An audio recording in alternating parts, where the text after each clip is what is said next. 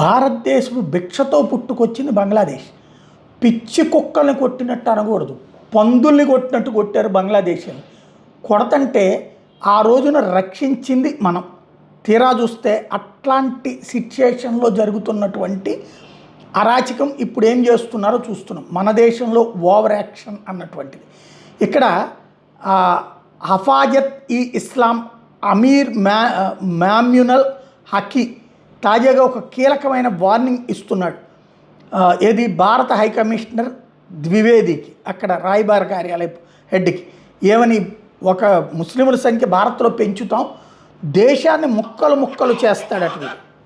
আমরা বলতে চাই সেই মুসলিম শাসন আমলের আফগানিস্তান থেকে শুরু করে পাকিস্তান সহ কাশ্মীর সহ স্বাধীন বাংলাদেশ সহ গোটা উপমহাদেশ জুড়ে যদি আমাদের বাংলাদেশের স্বাধীনতার উপর হস্তক্ষেপ করতে চান, যদি মুসলমানদের স্বার্থকে যদি আপনারা গিলে খাওয়ার চেষ্টা করেন, গোটা উপমহাদেশ জুড়ে মুসলিম জাগরণ হবে, ভারত ভেঙ্গে খান খান হয়ে যাবে। ఇలాంటి దరిద్రులకే మనం తిండి పెట్టేది? ఇలాంటి దరిద్రులు మనం ఈ దేశంలో ఉంచుకుంటే ముక్కలే చేస్తారు.